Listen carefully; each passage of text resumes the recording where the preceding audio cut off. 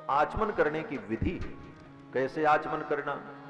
केवल पानी पी लेना आचमन नहीं है। पानी तो मेढक भी पीता है, पानी तो मेढकों गुट्ट से पी जाता है, मछली भी पानी गुटक जाती है, लेकिन केवल पानी गुटक लेना ये आचमन नहीं है।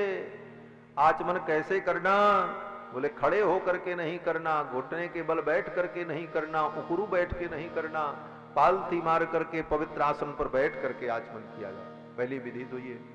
और आचमन करते समय हाथ में जल ले करके गोकर्णाकृति हस्ते न, गाय के कान के समान हाथ को ऐसे बना करके, और कितना जल? बोले मासमग्नम जलम पिबेत। मासमग्नम माने हाथ में उतना जल हो जिसमें एक उड़द, खड़ी उड़द डालो तो खड़ी उड़द डूब जाए।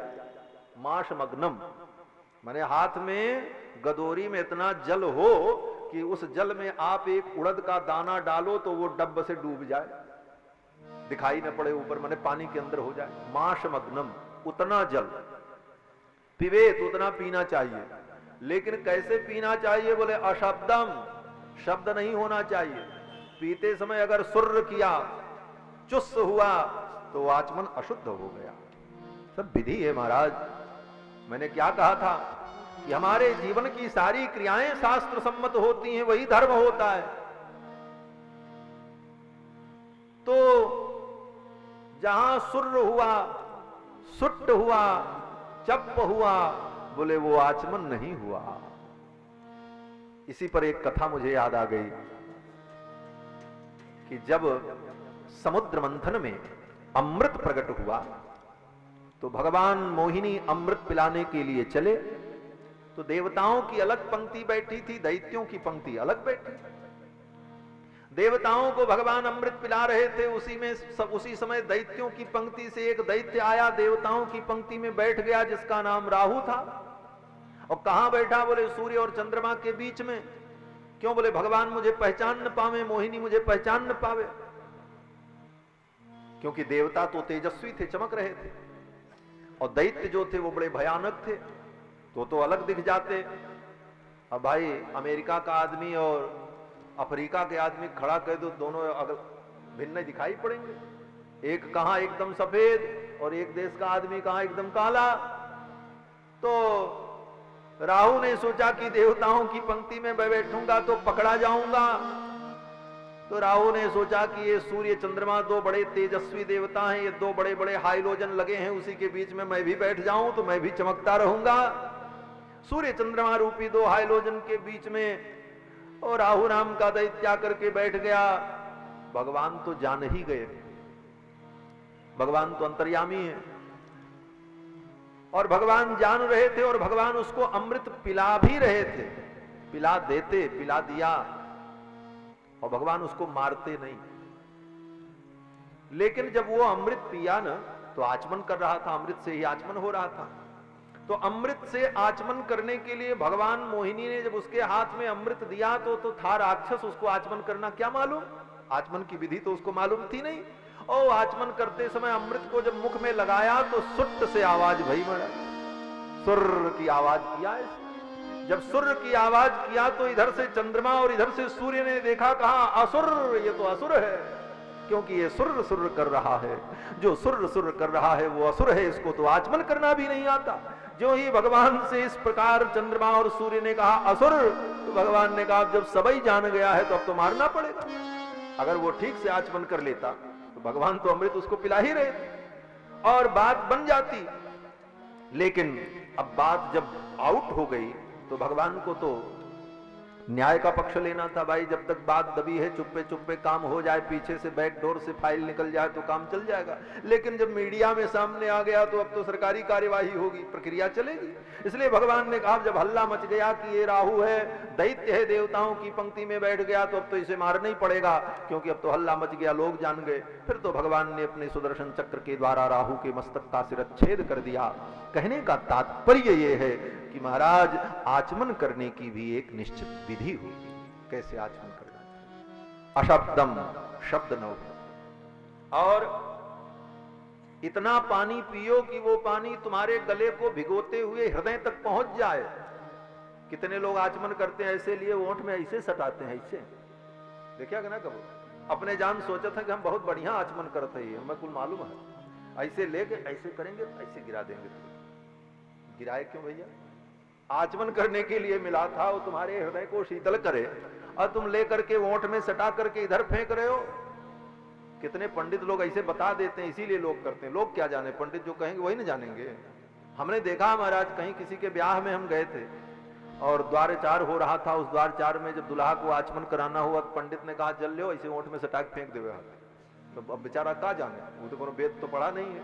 पंडित जो बताएंगे वही करेगा, और जब पंडित जी को पता नहीं है तो दूसरी दुनिया क्या जाने। कहने का तात्पर्य कि महाराज आचमन करना चाहिए, वो जल तुम्हारे हृदय का स्पर्श करे, हृदय में जाए तब हृदय पवित्र हो, इसलिए आचमन करने की विधि है। उपस्पृश्योदकम, महर्षि वाल्मीकि ने आचमन किया, और आचमन करने के बाद स्थित्वा कृतांजलि, हाथ जोड़ करके भगवान का ध्यान किया। अब देखो, कथा सुनने से यही सब ज्ञान मिलता है।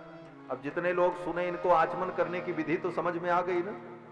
अब कभी जीवन में धोखा नहीं होगा कि आचमन कैसे किया जाता है, कोई आपको बरगला नहीं सकता।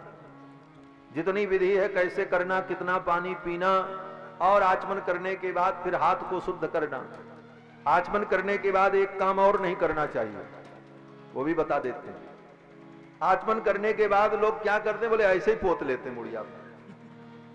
यह गलत तरफ। ये गलत क्यों है?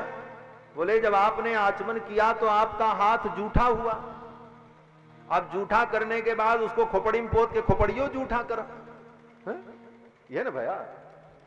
अब महाराज आचमन करने के बाद इसीलिए हाथ धोया जाता है। केशवाय नमः, नारायणाय नमः, माधवाय नमः।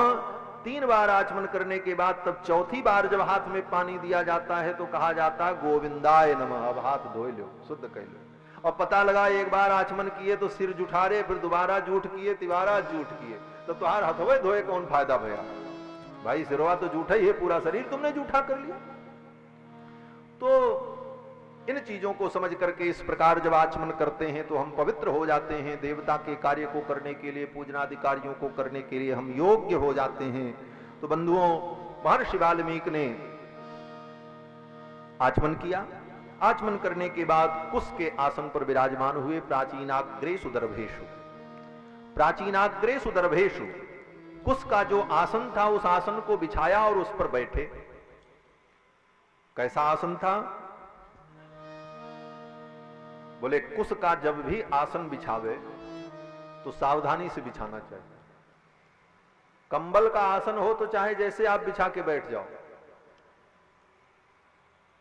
लेकिन कुश का आसन अगर हो, गांव में लोग कुश को बीन करके चटाई बनावत रहे पहले पूजा वूजा करे टाइम, तो उसकी विधि होती है कि जब चटाई को बिछाओ, कुश की चटाई को बैठने के लिए, तो सावधान रहो कि उसमें जो कुश का अग्रभाग है वो पूरब की तरफ ही होना चाहिए।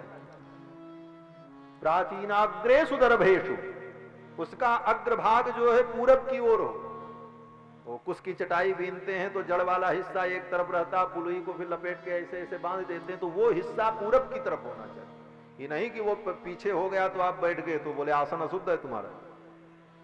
प्राचीनाग्रेषु दर्भेषु, कुश का अग्रभाग पूरब की ओर होना चाहिए और कुश की जड़ पश्चिम की ओर होनी चाहिए। इस प्रकार से जब आसन बिछा करके बैठा जाए तब वो धर्म कार्य के लिए उत्तम होता है। प्राचीनाग्रेषु दर्भेषु धर्मेणान्वेषते गतिम, और प्राचीन पूरब की ओर कुश को अग्रभाग को करके आसन पर वाल्मीकि जी विराजमान हुए और धर्मेणान्वेषते गतिम, धर्म माने भगवान श्री राम।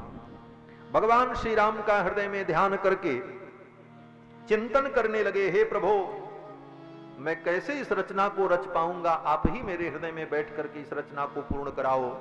इस प्रकार महर्षि वाल्मीकि ने जब राम जी का ध्यान किया तो राम जी का जितना चरित्र था वो चरित्र महर्षि वाल्मीकि के हृदय में प्रकट हो गया। हसितम भासितम चैव गतिर्यावच्च चेष्टितम, राम जी कैसे हंसते थे, राम जी कैसे चलते हैं, राम जी कैसे बोलते हैं। और इतना ही नहीं, राम लीला में जितने परिकर थे, अंगद सुग्रीवादि वानर और रावण, कुंभकर्ण, मेघनाथ, शूर्पणखा, त्रिजटा, प्रसघा, जितनी राक्षसियां थी, कौन कैसे बोलती थी, कौन कैसे हंसती थी, कौन कैसे चलती थी, किसकी क्या गतिविधि थी, किसकी क्या एक्टिविटी थी, ये सब महर्षि वाल्मीकि के हृदय में उसी क्षण प्रकट हो गया। हसितम भासितम चैव गतिर्यावच्च चेष्टितम। और किस रूप में प्रकट हो गया? बोले तत्सर्वं धर्मवीर्येण यथावत् संप्रपश्यति, यथावत् संप्रपश्यति, सम्यक्तया प्रपश्यति, दृश्यति। सम्यक्तया महर्षि वाल्मीकि ने उन संपूर्ण रामचरित्र को देख लिया, सब दिखाई पड़ने लगा। और देखने के बाद महर्षि वाल्मीकि ने राम जी के चरित्र को लिखना प्रारंभ किया और 24,000 श्लोकों में महर्षि वाल्मीकि ने भगवान राम के चरित्र को लिख करके पूर्ण कर दिया। जब लिख करके पूर्ण किया तो महर्षि वाल्मीकि को क्या विशेषण दिया गया? भगवान। रघुवंशस्य चरितम चकार भगवान मुनिः। रघुवंशस्य चरितम, रघुवंशे उत्पन्नस्य रघुनंदनस्य चरितम, रघुवंश चरितम, रघुवंशस्य चरितम, माने रघुवंश में उत्पन्न होने वाले जो रघुनंदन राम हैं उनके चरित्र को चकार महर्षि वाल्मीकि ने लिखा। कीदृशः महर्षि वाल्मीकि ही? कहते हैं भगवान मुनि ही। अरे किसी और ने चरित्र नहीं लिखा। बोले तब? बोले भगवान ही ऋषि भर वाल्मीकि के रूप में आकर के अपने चरित्र को लिख रहे हैं। यह अद्भुत बात कही जा रही है। कहते हैं कि भगवान ऋषि ही, स्वयं भगवान ही महर्षि वाल्मीकि के रूप में आकर के अपने चरित्र को लिख रहे हैं। क्यों? बोले भगवान के चरित्र को भगवान ही जान सकते हैं, भगवान के चरित्र को भगवान ही लिख सकते हैं, भगवान के चरित्र को भगवान ही सुन सकते हैं और भगवान के चरित्र को भगवान ही सुना सकते हैं। क्यों? बोले भगवान को भगवान ही जान सकते हैं। इसीलिए तो कहा गया ब्रह्मविद ब्रह्मैव भवति। वेदांत की श्रुति में घटा लीजिए, वेद कहता ब्रह्मविद ब्रह्मैव भवति। जो ब्रह्म को जान लेता है वो ब्रह्म ही हो जाता है। इसको दूसरे ढंग से कहिए कि ब्रह्म को ब्रह्म हो करके ही ब्रह्म को जान पाता है, ब्रह्म को जान करके ब्रह्म हो जाता है। ये तो सामान्य अर्थ है, लेकिन ब्रह्म हो करके ही ब्रह्म को जान पाता है विशेष अर्थ है। ब्रह्मविद ब्रह्मैव भवति, सोई जाने जय देव जनाई, और जानत तुम्हें तुम्हें हो जाए। जो भगवान को जानेगा वो भगवान के समान ही हो जाएगा, अर्थात भगवान को भगवान ही जान सकते हैं। आप कहोगे हम कथा सुन रहे हैं तो हम कहां भगवान हैं? आपने कहा कि भाई कथा सुनने वाला भी भगवान, सुनाने वाला भी भगवान, लिखने वाला भी भगवान, और ये चरित्र किसका है? बोले भगवान का। बोले ये चरित्र क्या है? बोले ये चरित्र भी भगवान। तो आप कहोगे कि हम कथा सुन रहे हैं, हम भगवान कैसे? बोले भाई आपके हृदय में भगवान बैठे हैं कि नहीं बैठे? अंतर्यामी परमात्मा तो सबके अंदर बैठा है। अगर वो अंतर्यामी परमात्मा निकल जाए तो आप कथा सुन पाओगे? जितने लोग श्रोता बैठे हैं, भीतर से वो अंतर्यामी निकल जाए, तत्सृष्ट्वा तदेवानुप्राविशत सच्च तच्चाभवत्। जो वेद कहता है कि अंतर्यामी रूप में परमात्मा हृदय में प्रतिष्ठित होकर आत्मा के अंदर बैठ करके आत्मा का नियमन करता है। यो अंतर तो आत्मानम यमयति यम आत्मान वेद यस्यात्मा शरीरम। जो आत्मा रूपी शरीर के अंदर बैठ करके आत्मा का नियमन करता है वो परमात्मा अंतर्यामी अगर आत्मा के अंदर से निकल जाए तो क्या होगा? बल्ब बुझ जाएगा, खत्म काम। फिर कथा कौन सुनेगा? अर्थात भगवान ही तुम्हारे हृदय में बैठे इसलिए तुम कथा सुन रहे हो। कहे राघवाचार्य सुनाए रहे हैं, कहीं राघवाचार्य के अंदर से भी भगवान निकल जाए तो राघवाचार्य क्या सुनाएंगे? कुछ नहीं सुना सकते। कहने का तात्पर्य कि भगवान की कथा को सुनाने वाले भी भगवान, सुनने वाले भी भगवान, इस चरित्र को लिखने वाले भी भगवान, और लिखवाने वाले भी भगवान, समझने वाले भी भगवान। यही तो भगवान की सर्वात्मकता है। सर्वात्मकता का मतलब कि भगवान सबकी आत्मा है, कण कण में व्याप्त हैं, यही भगवान की व्यापकता है। सिया राम में सब जग जानी, करहु प्रणाम जोरी जुग पानी। तो महर्षि वाल्मीकि ने भगवान के चरित्र